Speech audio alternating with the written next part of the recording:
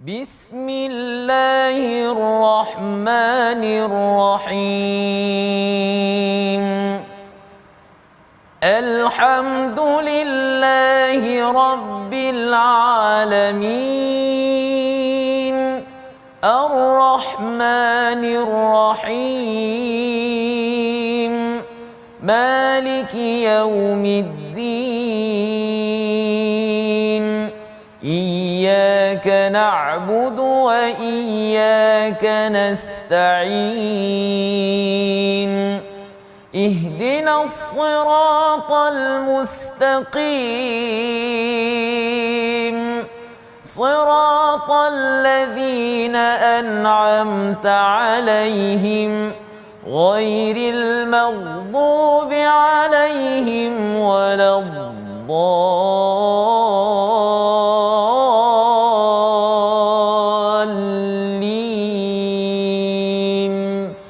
Amin. Assalamualaikum warahmatullahi wabarakatuh. Alhamdulillah wassalatu wassalamu ala Rasulillah wa ala alihi wa man wala syada la ilaha illallah syada Muhammadan abduhu wa rasuluhu. Allahumma salli ala sayidina Muhammad wa ala alihi wa sahbihi ajma'in. Amma ba'd. Kita bertemu dalam My Quran Time baca faham amal pada hari ini untuk sama-sama kita mengulang kaji pelajaran kita pada 6 halaman yang telah pun kita lalui pada minggu ini, dan kita menyelusuri kepada surah Yasin, surah yang terkenal, untuk sama-sama kita lihat kembali apakah poin-poin permata indah daripada surah ini. Dan kita juga sudah melihat kepada surah As-Saffat ya pada halaman yang pertama. Kali ini kita akan mengulang kaji bersama dengan tokoh ilmuwan kita yang amat berpengalaman, yang mempunyai ilmu yang luas.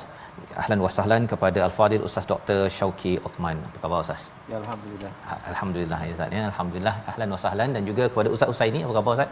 Apa khabar? Sihat alhamdulillah. Sihat. Alhamdulillah. Kita akan bersama dengan Ustaz Syauqi pada hari ini. Kita Ustaz nak bertanya, saya nak bertanya anytime. Betul. Anytime sama-sama untuk sama-sama kita melihat kepada surah Yasin, apakah pelajaran yang ada dalam surah ini. Kita akan ambil 1-2 permata daripada setiap halaman. Moga-moga tuan-tuan yang berada di rumah ya dapat kita beri perhatian dan dapat kita ambil ya permata-permata ini untuk kita jadikan sebagai panduan ketika kita membaca surah Yasin, ada kefahaman daripada surah yang amat indah ini. Kita mulakan dengan doa ringkas kita. Subhanaka la ilma lana illa ma 'allamtana innaka antal alimul hakim. Rabbi zidni ilma. Kita sama-sama ingin memulakan daripada halaman 441 ya, 441 dengan kita membaca ayat yang ke-13 ke-14, kisah Ashabul Qaryah, satu tempat yang kita ingin sama-sama lihat bagaimana perjuangan para rasul di kawasan ini. Ayat 13 hingga 14 bersama Al-Fadil Ustaz Husaini. Silakan Ustaz. Terima kasih Ustaz Fazrul. Saya muliakan Dr. Syauqi. Tuan-tuan dan puan-puan dirahmati Allah Subhanahu wa taala, sama-sama kita lihat pada surah Yasin ayat yang ke-13 dan 14. Apakah cerita di sebalik ayat ini? Sama-sama kita rungkaikan sebentar saja lagi. Tuan-tuan dan puan-puan boleh buka muka surat 441. Sama-sama kita insya-Allah. Bismillahirrahmanirrahim. واضرب لهم مثلا أصحاب القرية إذ جاءها المرسلون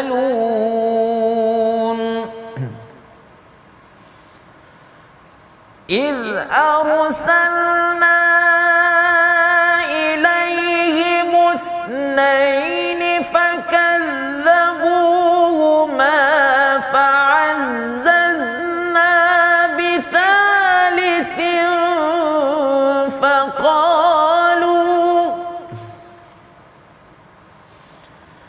فقالوا إنا إليكم مرسلون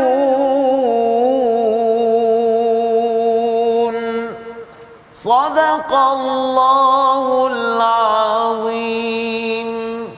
Dan buatlah suatu perumpamaan bagi mereka, iaitu penduduk suatu negeri ketika utusan-utusan datang kepada mereka, iaitu ketika kami mengutus kepada mereka dua orang utusan, lalu mereka mendustakan keduanya, kemudian kami kuatkan dengan yang ketiga, maka ketiga-tiga Utusan itu berkata, sesungguhnya kami adalah orang yang diutuskan kepada kamu. Ini adalah kisah pada ayat 13 hingga 14 tentang utusan. Dan kalau kita melihat jauh ke depan sedikit pada ayat yang ke-20 ada cerita tentang wajah amin aqsal madinati rajulun yas'a, tentang rajul, seorang pemuda biasa. Kita perlukan pencerahan daripada Al-Fadhil Ustaz Syauqi bagaimana kita mengambil pelajaran tentang peristiwa ini Ustaz ya. Tidak ada nama tempat, tidak ada nama rasul, nama pemuda. Apa kaitannya dengan bacaan Yasin kita pada zaman ini mengambil ibrah daripada halaman 441. Silakan. Assalamualaikum warahmatullahi wabarakatuh. A'udzubillahi minasyaitonirrajim. Bismillahirrahmanirrahim. Alhamdulillahi rabbil alamin, wassalatu wassalamu ala asyrafil mursalin wa ala alihi wa sahbihi ajma'in. Rabbi shrah li sadri wa yassir li amri wahlul 'uqdatam min lisani yafqahu qawli, amma ba'd. Terima kasih kepada Tuan Fazrul dan juga qari kita, sedap baca alhamdulillah. Dan juga para penonton yang dirahmati Allah Subhanahu wa taala sekalian. Surah Yasin sangat sinonim dengan masyarakat kita. Cuma kadang-kadang yang tak sinonimnya itu penghayatan kepada ayat-ayat dalam surah Yasin. Dan insya-Allah mudah-mudahan program kita ini akan mencetuskan rasa kepahaman dan juga penghayatan terhadap surah Yasin. Ayat yang dibaca tadi menceritakan tentang ashabul qaryah. Allah Subhanahu wa taala menyatakan kepada Nabi sallallahu alaihi wasallam untuk memberikan satu perumpamaan, iaitu bagaimana penduduk qaryah. Qaryah itu di mana? Ini persoalan kadang-kadang orang yang nak mencari qaryah tu dekat mana. Betul. Memang Al-Quran tidak menyatakan di mana tempat itu. Walaupun disebut dalam kitab-kitab tafsir yang menukilkan daripada riwayat-riwayat Israiliyat, antaranya daripada Wahab bin Munabbih, daripada Ka'ab al-Ahbar, mereka menukilkan pandangan sahaja sekadar nak bukanlah untuk pegang, tapi ada pandangan yang menyatakan dia adalah Antakiyah, satu tempat yang mana raja pada ketika itu dinamakan disebut dalam riwayat itu Antikhas, iaitu daripada Rom, dan mereka ini menyembah berhala. Namun begitu, walaupun ia disebut dalam tafsir Ibn Kathir, tetapi Ibn Kathir menyatakan riwayat itu daripada Ka'ab al-Ahbar dan Wahab bin Munabbih. Jadi kita tahu bahawa ianya daripada Israiliyat. Sebab itu Allah Ta'ala tidak menekankan kampung mana. Sebab apa? Sebab kat mana-mana saja, di mana saja kalau orang menolak Rasul, dakwah para Rasul, maka mereka akan menghadapi malapetaka kehidupan di dunia dan juga di akhirat. Sebab itu kalau sebut kampung tu saja, maknanya kampung tu aja kan. Tempat tu, sebab itu dalam tafsir As-Sa'di menyatakan bahawa kalaulah penentuan kampung itu penting, kalaulah ada faedah, la'ayyanah Allah, Allah tentu akan bagi tahu nama kampung itu ataupun nama bandar itu. Tapi oleh kerana dalam isu ni tak penting pun. Yang pentingnya bagaimana nak ambil pengajaran daripada golongan satu penduduk yang didatangkan kepada mereka izja ahl mursalun. Ketika didatangkan kepada mereka para rasul. Para rasul itu pula kata Allah Taala, Allah hantar dua orang para rasul. Fakadzabuhuma, maka dustakan dua orang para rasul. Fa'azzazna bi thalith, Allah tambah lagi, mengkuatkan lagi dengan tiga. Faqalu inna ilaikum mursalun. Mendengar mereka menyatakan bahawa kami ni utusan Allah Subhanahu wa taala. Dicerita dalam tafsir Al-Baghawi, sedikit penceritaan yang mana ada sebab rasul ni siapa juga tak disebut. Sebab tu khilaf di kalangan ulama sama ada rasul itu rasul yang tak sebut nama dia, walaupun ada juga yang katanya ni nama-nama ni kadang ialah semua sebut Israiliyat lah. Ada tiga orang tu Sadiq, Saduq dengan Shalom. Wallahu a'lam. Tapi tak ada pun dalam ayat Quran, tak ada pun nak cerita tentang nama-nama itu. Yang ada kata Syam'un dan sebagainya. Cumanya diceritakan bagaimana ada yang kata para rasul itu mana rasul utusan Allah, dan ada yang menyatakan bahawa rasul itu adalah utusan Nabi Isa alaihissalam dari kalangan Hawariyin, penolong-penolong Nabi Isa. Hantarlah dua orang, ini disebut dalam tafsir Al-Baghawi, hantar dua orang para rasul ini daripada Hawariyin. Ini salah satu pandangan. Lalu mereka berjumpa dengan seorang pengembala kambing. yang disebut namanya dalam Israiliyat sebagai Habibun Najjar. Sekali lagi yang tak disebut, sebab tu dalam ayat 20 yang dibaca tadi, waja'a min aqsal Madinah rajulun. Allah Taala sebut datang seorang lelaki, rajulun siapa? Tak kisahlah siapa pun, tapi dia beriman kepada Allah Subhanahu Wa Taala. Dan riwayat Israiliyat menyatakan nama dia Habibun Najjar. Baik. Jadi bila mana berjumpa dengan dua orang ni, Rasul ini Habibun Najjar, tak apalah kita guna nama, tak ada masalah ya. Habibun Najjar bertanya, "Man antum?" Kamu dua ni siapa? Maka berkatalah dua rasul itu, kami ini adalah utusan daripada Nabi Isa alaihi salam. Nad'ukum min ibadatil awthan ila ibadatir rahman. Untuk menyeru kamu masyarakat di sini untuk daripada menyembah berhala kepada penyembahan Allah Subhanahu Wa Taala, untuk mentauhidkan Allah. Para rasul sepanjang zaman daripada Nabi Adam sampai Nabi Muhammad sallallahu alaihi wasallam membawa dakwah yang satu, iaitu mentauhidkan Allah Azza wa Jalla. Lalu dia pun bertanya, faqala ama'akum ayah. Rasul ni biasa ada tanda kan, kalau para rasul ada mukjizat kan, ada tak kelebihan yang kamu ada yang menunjukkan kamu ni para rasul? Lalu mereka kata, ya, kami boleh ubat penyakit. Boleh ubat penyakit, dan kami boleh ubat juga orang penyakit sopak, penyakit kulit. Dalam riwayat ni menyatakan, ada riwayat kata dia sendiri sakit, Habib ni. Ada yang kata anak dia sakit, sakit lama. Bawalah dua rasul ni, dia sapu penyakit kulit, baik. Maka dia beryakin. Sebab tu dia ni, dia seorang yang beriman. Orang lain semua tidak beriman, tetapi dia seorang ini beriman. Dan berkata Wahab bin Munabbih, ni nukilan daripada Wahab bin Munabbih. Dia kata bahawa dua rasul mula-mula dihantar, mereka tu diseksa. Diseksa oleh pemerintah raja tadi. Nama pun kita kata dalam riwayat Israel kata Antikhos, saya nak sebut susah kan, nama-nama zaman tu kan, wallahu a'lam lah kan. Itu nama tu tak penting pun, tapi maknanya dia diseksa kerana menyampaikan kebenaran. Itu sahaja. Maka dengan sebab itu Allah hantar pula yang ketiga, untuk membantu nak menyatakan kebenaran, nak membuktikan bahawa yang mana apa yang mereka lakukan maka semua berhala dan sebagainya tak betul. Kan? Dan seterusnya kalau kita lihat ringkasnya, bila mana mereka tak mau terima, Habibun Najjar ini dia segera, dia ni orang yang beriman, dia nampak dah kebenaran walaupun dia seorang-seorang. Dia pergi, dia ajak kepada kaum dia, dia kata apa? Ya qaum ittabi'ul mursalin, wahai kaumku, jomlah kita ikut para rasul ini sebab mereka dibenar. Tapi memanglah orang yang berada dalam keadaan ego sombong ni, walaupun mereka tahu kebenaran, mereka tak terima. Bahkan Habibun Najjar ini, laki-laki yang beriman ini dibunuh dan dia mati syahid. Allah Taala sebut qila dukhulil jannah qala ya laita qaumi ya'lamun, ayat 26 kalau kita lihat. Allah bagi tahu qila dukhulil jannah, dikatakan kepadanya masuklah syurga. Allahu akbar. Kenapa? Kerana dia mati syahid. Dia mempertahankan agama, dia mempertahankan iman, walaupun dikala orang semua tak beriman, tapi dia beriman. Tapi cuba tengok orang dakwah, tuan-tuan. Orang dakwah dia ni ada jiwa dakwah. Macam mana? Dia kata apa? Ya qala ya laita qaumi ya'lamun. Bila mana dia diberi syurga oleh Allah Subhanahu Wa Taala, dah nampak dah dapat tiket dah masuk syurga ni. Dapat tiket masuk syurga dah. Dia teringat pada kaum dia. Dia kata, kalaulah kaum aku mengetahui, sudah tentu baik untuk mereka. Makna jiwa dia ni jiwa dakwah, nak supaya orang lain juga, walaupun orang tu bunuh dia ni, tapi dia nak kalau boleh mereka itu beriman kepada Allah, kurang-kurangnya dapat nikmat yang diberikan oleh Allah Azza wa Jalla. Jadi itulah lebih kurang sinopsis sedikit tentang gambaran ceritanya. Terima kasih diucapkan pada Al-Fadhil Dr.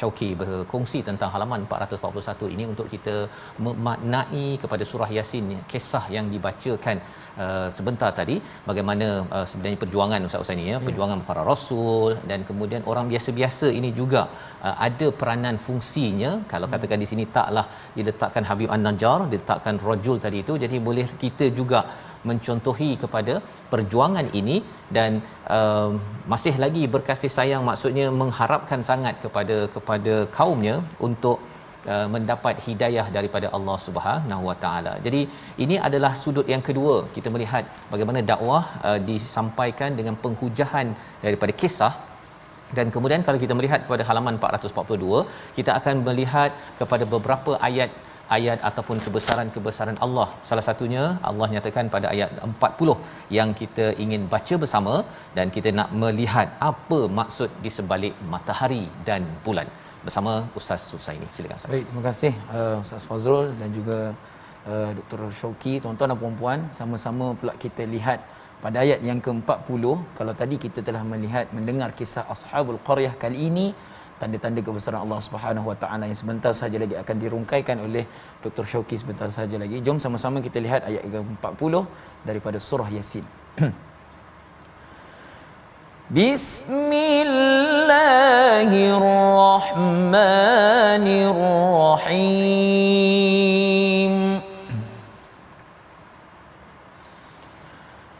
La syamsu yanbaghi laha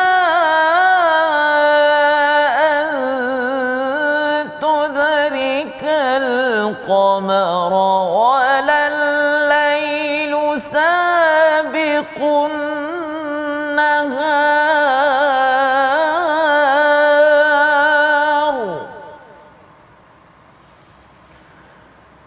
wa kullun fi falakin yasbahun. Sadaqallahul azim. Surah Al-Nazim ayat yang ke-40. Tidaklah mungkin bagi matahari mengejar bulan dan malam pun tidak dapat mendahului siang. Masing-masing beredar pada garis idarannya. Ini adalah ayat yang ke-40. Beberapa bukti Allah nyatakan pada halaman 442 ini dalam surah Yasin untuk sama-sama kita melihat kepada alam, ya, salah satunya kepada matahari tidak mengejar kepada bulan dan juga malam tidak mengejar siang ataupun mendahului siang. Apa maksud pelajaran untuk kita yang baca surah Yasin ini Ustaz, ya, nak bila cakap tentang surah Yasin ini surah dakwah, apa sebenar yang sedang disampaikan di sini? Silakan. Baik, terima kasih. Kalau kita melihat kepada surah Yasin, yang pertama kita tahu surah Yasin ini surah Makkiyah. Makkiyah ni maknanya turun sebelum hijrah Nabi SAW. Satu dakwah yang Nabi nak sampaikan supaya manusia ni beriman kepada Allah Subhanahu Wa Taala, dan tanggungjawab beriman ni kepada semua. Sebab tu diceritakan kepada kisah-kisah yang lampau menunjukkan bahawa orang yang beriman ni dia menghadapi tentangan demi tentangan. Tetapi orang beriman dia tetap sabar. Dia akan terus memperjuangkan kebenaran walaupun bagaimana keadaan sekalipun.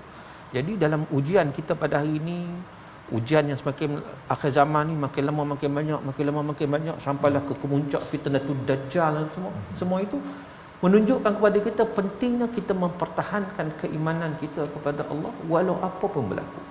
Jadi dalam ayat ini menceritakan tentang keagungan Allah, kebesaran Allah. Sebab apa kita beriman kepada Allah?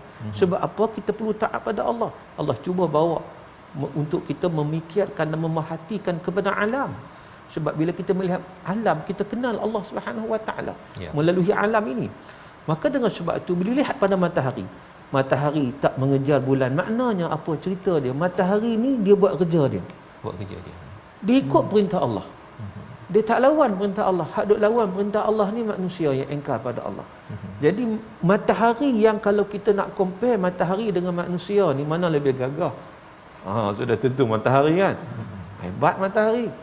Tetapi walaupun hebat ciptaan matahari itu, dia tetap patuh dan taat kepada Allah Subhanahu Wa Taala. Dan juga dia akan beredar pada tempat yang ditetapkan oleh Allah Ta'ala. Jadi makna di situ berlakunya matahari buat kerja dia, bulan buat kerja dia, matahari tak ambil kerja bulan, bulan tak ambil kerja matahari. Itulah yang disebut oleh para ulama, yang mana yang disebut dalam kitab-kitab tafsir, maknanya salah satunya tidak mengambil kerja orang lain. Itu mana masing-masing buat kerja masing-masing. Dan mereka itu sentiasa bergerak. Apa disebut wa kullun fi falakin yasbahun. Di ruang angkasa itu mereka beredar pada orbit yang ditetapkan, pada garis edar yang ditentukan. Maka bergerak terus bergerak. Kalau mereka tak bergerak lah maknanya Macam yasbahun tu asal perkataan berenang. Berenang. Berenang. Cuba berenang ni dia kena bergerak. Betul. Cuba tak bergerak, tenggelam. Betul. Tenggelam kan? Nak ceritanya matahari pun berenang, bulan pun berenang pada orbit dia. Maknanya dia terus bergerak dan tak berhenti, tak pernah bantah sikit pun. Maknanya makhluk Allah yang sangat-sangat besar itu, yang kita berhajat kepadanya setiap hari. Kita berhajat pada matahari, kita berhajat pada bulan, kita berhajat pada siang, kita berhajat pada malam. Kalau Allah bagi kita ni siang memanjang atau malam memanjang, oi susah hidup kita ni. Jadi maknanya kita berhajat kepada semua ini, nikmat-nikmat yang Allah kurniakan pada kita, tetapi kita lihat bagaimana makhluk-makhluk Allah ini mereka begitu taat kepada Allah Azza wa Jalla. Maka di atas dasar ini kita lihat segala ciptaan Allah itu mengikut perintah Allah, maka kita yang Allah bagi akal fikiran berkewajipan untuk memastikan supaya kita juga melaksanakan ketaatan kepada Allah Subhanahu wa taala dengan sebaik mungkin. InsyaAllah itulah pelajaran daripada ayat yang ke-40, di mana matahari bulan ni dia buat kerja Ustaz ya. Buat kerja, ada fungsinya. Dengan dia ikut pada orbit peraturan yang ada itu, maka dapatlah kita manfaat. Kalau katakan matahari ni dia tak nak ikut dengan masa je, maksudnya ada kemungkinanlah kita ni dah jadi beku tuan-tuan ya, kerana tak nak ikut peraturan. Dan kalau kita tidak mahu ikut peraturan pada Allah SWT, kita tidak mampu memberi manfaat kepada dunia, malah merosakkan lagi ya segala keluarga, masyarakat, kerana kita tidak ikut peraturan yang Allah telah tetapkan. Jadi ini pelajaran daripada ayat 40. Makin banyak lagi kita membaca surah Yasin, lagi banyak manfaat yang kita ingin sebarkan di dunia ya, dengan dakwah sudah tentunya mengajak orang ke arah kebaikan di dalam kehidupan kita. Kita ingin berehat sebentar, kita akan melihat lagi apa lagi permata daripada surah Yasin. Kita kembali semula dalam My Quran Time, baca, faham, amal, insya-Allah.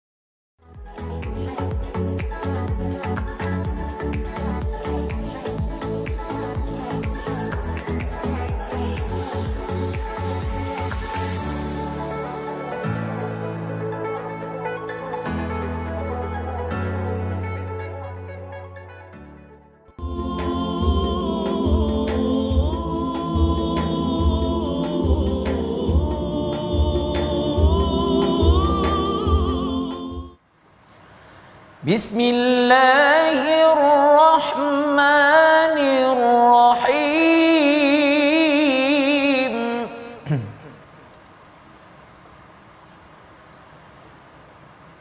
Wa ayatul lahum anna hamalna dhurriyyatahum fil fulkil mashhun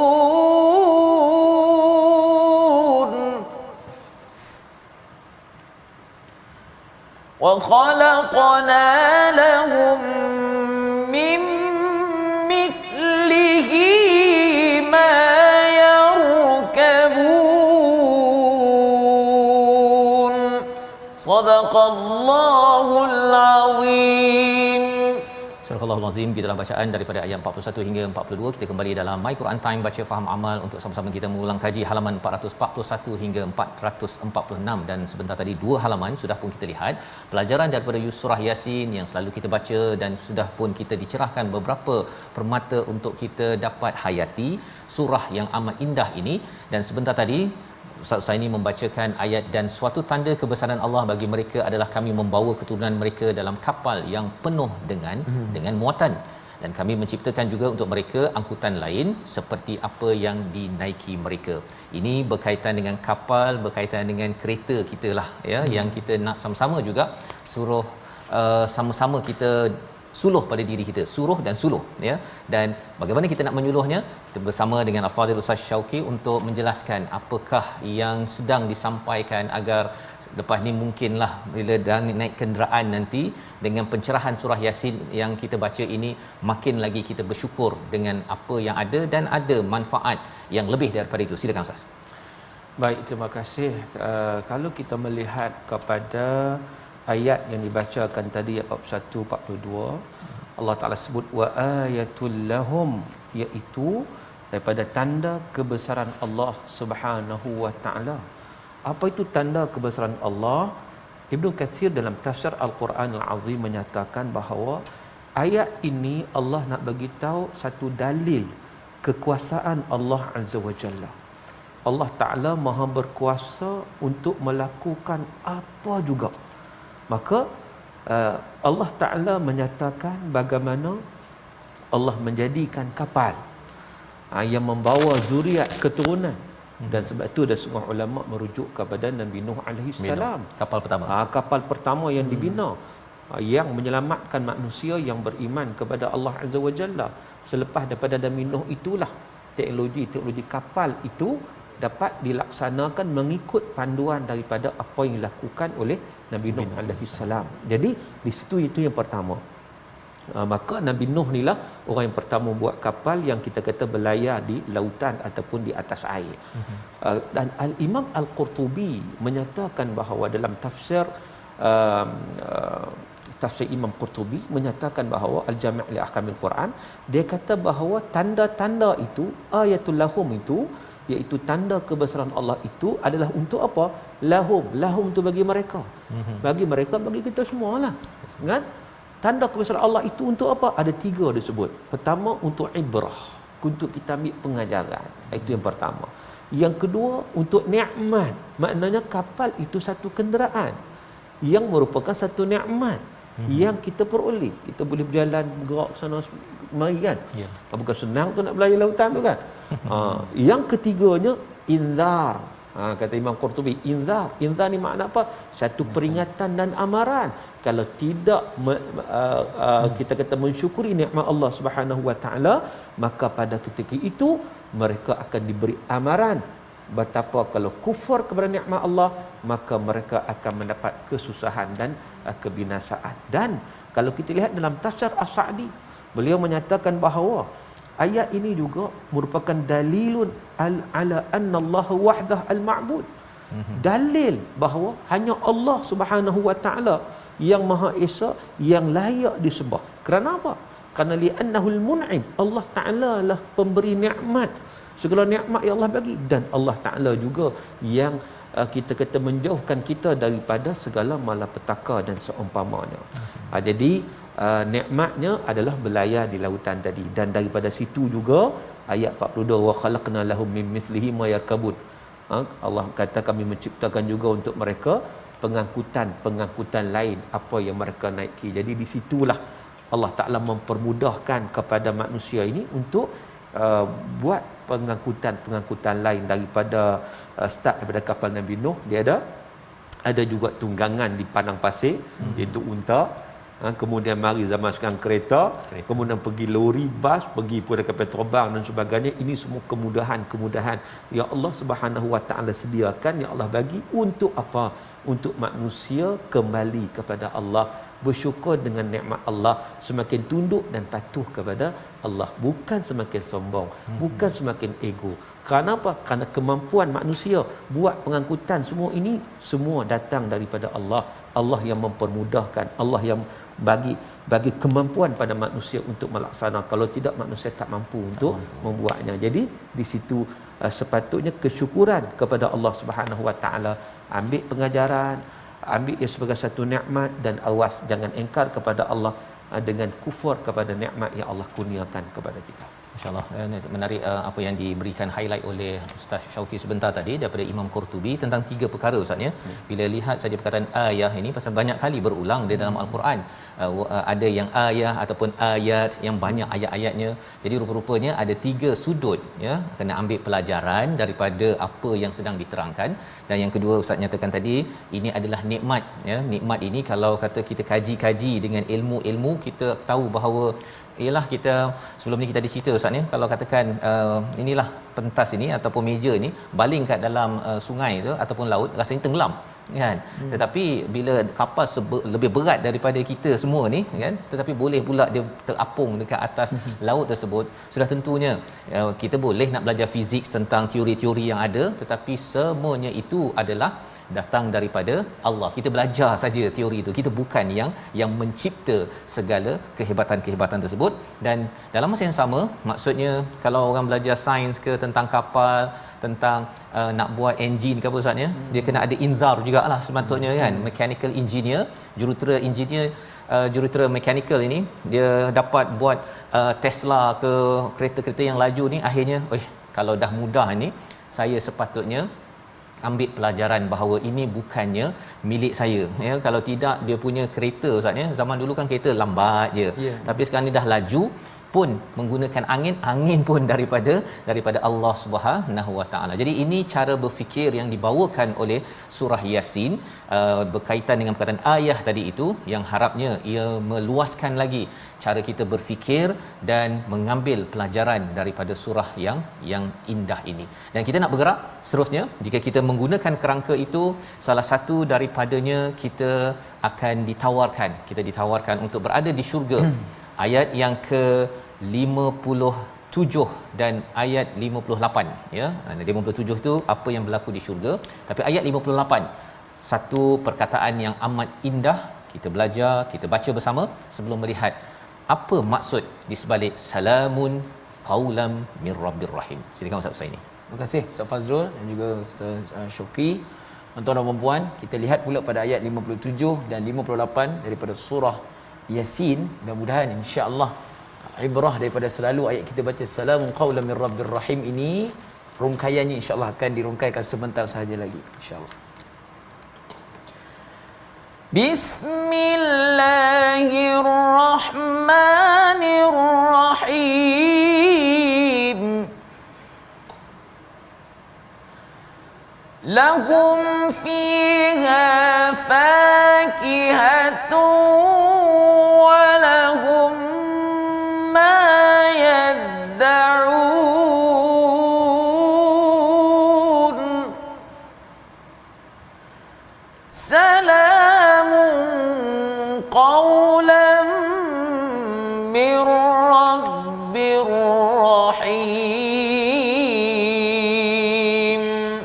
Sadaqallahul Azim. Surah Al-Azim ayat yang ke-57, di syurga itu mereka mendapat buah-buahan dan mendapat apa sahaja yang mereka inginkan. Kepada mereka dikatakan salam sebagai ucapan penghargaan daripada Tuhan yang Maha Penyayang. Dua ayat berkaitan dengan salah satu daripada nikmat di syurga nanti. Kita boleh dapat buah-buahan dan boleh minta apa sahaja. Nanti kita pergi kepada surah As-Saffat ini, salah satu permintaan dia tengok kawan dekat mana, rupanya dibukakan pintu ataupun jendela lah nak tengok ke neraka pun sebenarnya diizinkan oleh Allah, tetapi lepas tu tutup awal-awal ya, pasal mencabar sebenarnya bila dah dalam syurga tu nak tahu, Allah tetap memberinya. Tetapi perkataan pada ayat 58 itu menarik kita beri perhatian. Dalam surah Al-Qadar biasanya kita baca pada bulan Ramadan, perkataan salam ini daripada para malaikat, tetapi ini salamun qaulam mir rabbir rahim.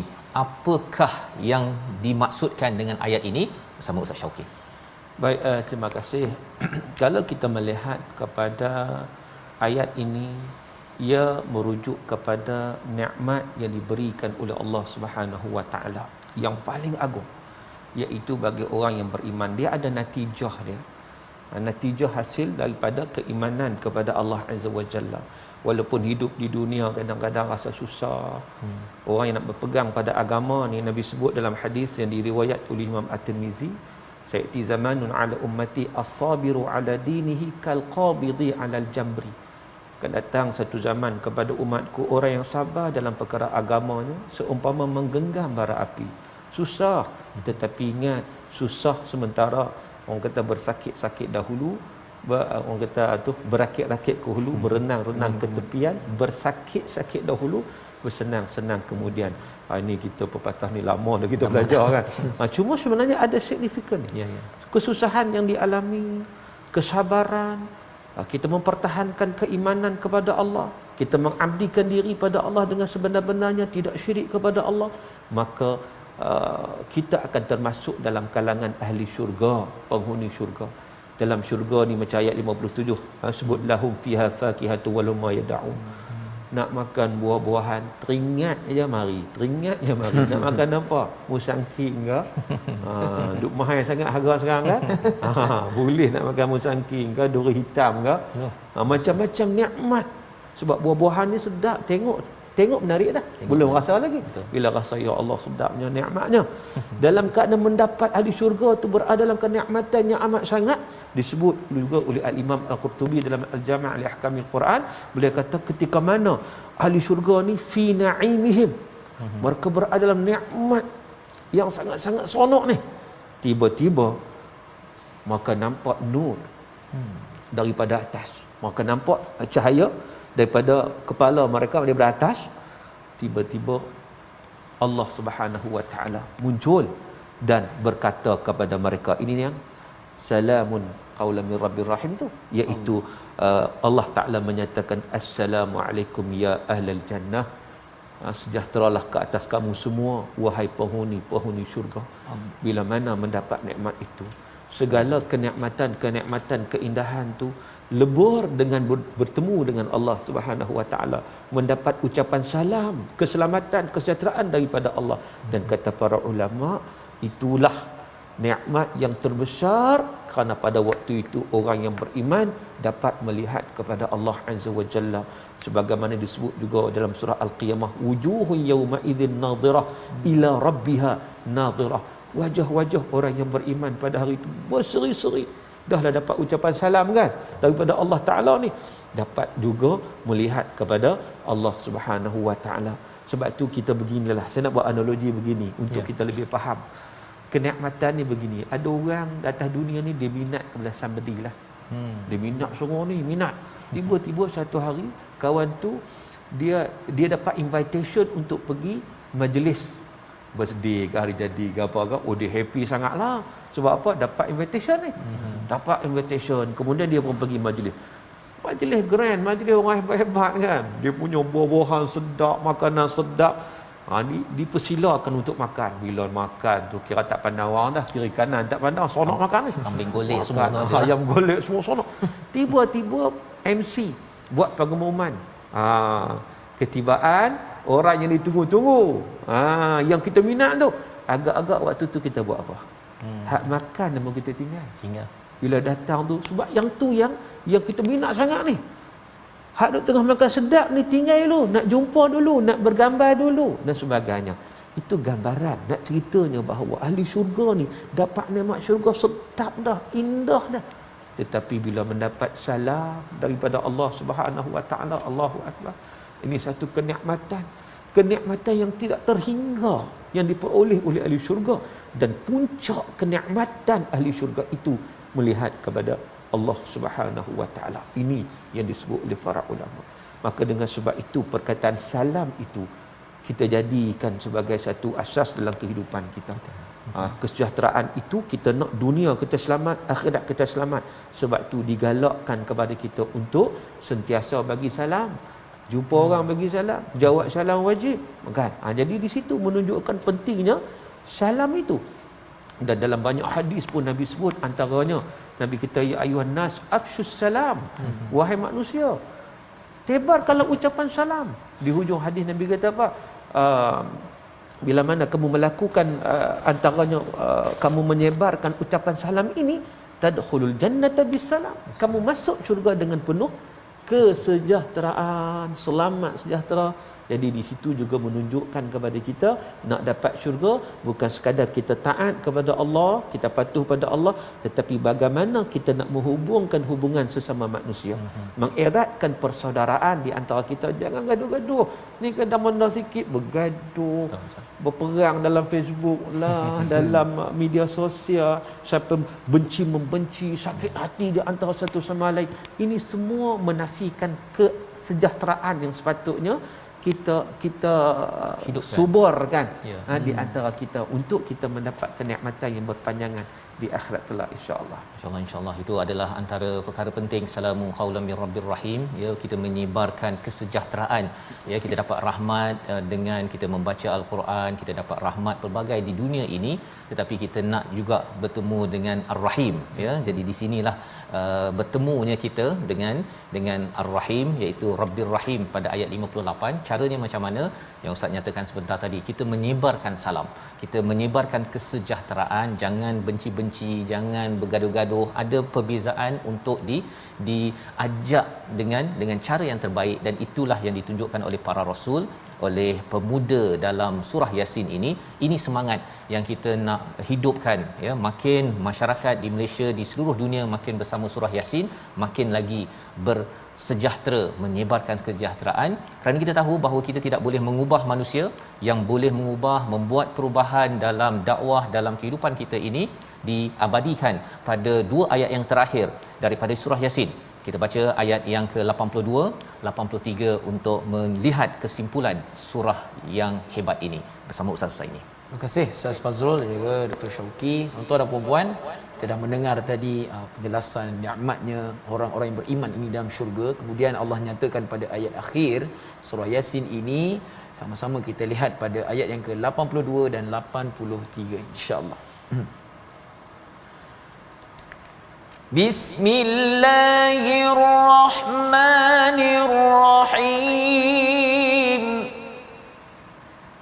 Innama amruhu idza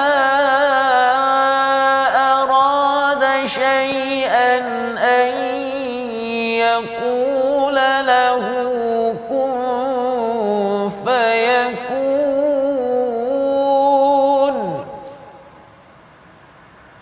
Fasubhanalladzi biyadihi malakutu kulli syai'in wa ilaihi turja'un. Sadaqallahul azim. Sesungguhnya urusan Allah apabila dia menghendaki sesuatu, dia hanya berkata jadilah, maka jadilah sesuatu itu. Maha suci Allah yang di tangannya kekuasaan atas segala sesuatu, dan kepadanya lah kamu dikembalikan. Kesimpulan akhir surah Yasin dalam masa yang pendek 2 minit ini, Ustaz, dipersilakan.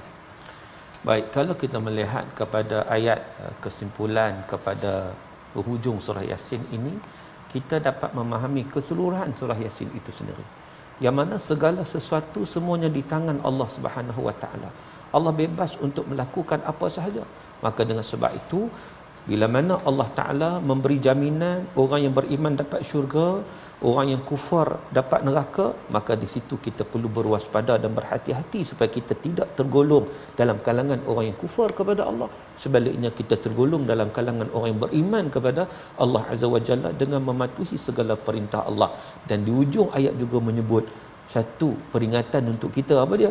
Wa ilaihi turja'un. Itu kena ingat tu, kepadanya kamu akan kembali. Sebab itu hari ini kalau yang kita nak jadi orang soleh ni, sebab apa? Sebab kita nak kembali kepada Allah. Semuanya akan dihitung oleh Allah. Kalaulah lepas mati itu tak ada lagi hari kebangkitan, biarlah nak jadi apa-apa atas dunia ni kan. Tapi tidak, wa ilaihi turja'un, maknanya kepadanya lah kamu akan dikembalikan. Kita semua akan kembali pada Allah, sebagaimana yang kita sebut bila orang mati, inna lillahi wa inna ilaihi raji'un. Kita milik Allah, kita kembali pada Allah. Maka bila kembali pada Allah, sudah tentu kita nak supaya kita mendapat rahmat di sisi Allah, untuk mendapat syurga Allah. Maka sama-samalah kita memperteguhkan iman kita sebenar-benarnya kepada Allah Azza wa Jalla. Terima kasih diucapkan kepada Ustaz Syauqi, ya. Sebentar tadi wa ilaihi turja'un, sebenarnya kita akan kembali, perkataan yang digunakan oleh Habib An-Najjar, ya, mengingatkan, dan lepas dia ingat-ingatkan itu, rupa-rupanya dia pun kena, tapi dia pun kembali, semua akan kembali. Dan kita doa pada Allah Subhanahu Wa Taala agar kembalinya kita kepada Allah adalah dengan mendapat rahmat, sehingga bertemu salamun qaulan mir rabbir rahim. Di hujung ini kita berdoa bersama Al-Fadhil Ustaz Syauqi untuk memimpin bacaan. Silakan. A'udzubillahi minasyaitonirrajim. Bismillahirrahmanirrahim. Alhamdulillahi rabbil alamin. حمدا يوافي نعمه ويكافئ مزيدا. يا ربنا لك الحمد كما ينبغي لجلال وجهك وعظيم سلطانك. اللهم إنا نسألك رضاك والجنة ونعوذ بك من سخطك والنار. اللهم إنك عفو كريم تحب العفو فاعف عنا فاعف عنا فاعف عنا وعن والدينا وعن جميع المسلمين والمسلمات برحمتك يا أرحم الراحمين. اللهم فقهنا في الدين وعلمنا التأويل. اللهم آتنا أفضل ما تؤتي عبادك الصالحين. ربنا عليك توكلنا وإليك أنبنا وإليك المصير. ربنا آتنا في الدنيا حسنة وفي الآخرة حسنة وقنا عذاب النار. وصلى الله على سيدنا محمد وعلى آله وصحبه وبارك وسلم والحمد لله رب العالمين. Amin ya rabbal alamin. Moga-moga Allah mengabulkan doa kita, dan saya mengucapkan ribuan terima kasih kepada Al-Fadhil Ustaz Syauqi bersama mencerahkan surah Yasin, surah popular, untuk sama-sama kita menghayati surah ini bila kita membacanya. Dan inilah yang kita ingin bawakan dalam tabung gerakan Al-Quran. Kita menghayati, dan tuan-tuan dijemput untuk menyumbang dan kita menggerakkan gerakan Al-Quran ini di mana jua, ya, apa sahaja cadangan daripada tuan-tuan, idea dan juga sumbangan dalam pelbagai bentuk, untuk sama-sama kita memastikan mesej Wal Quranil Hakim ini bukan sekadar di dalam mushaf, tetapi ianya masuk ke dalam setiap jiwa sanubari manusia, insan seluruh dunia, insya-Allah. Kita bertemu lagi dalam ulangan pada malam ini, pada pagi esok, dan kita akan melihat kepada halaman baru daripada surah As-Saffat untuk terus bersama My Quran Time, baca faham amal, insya-Allah.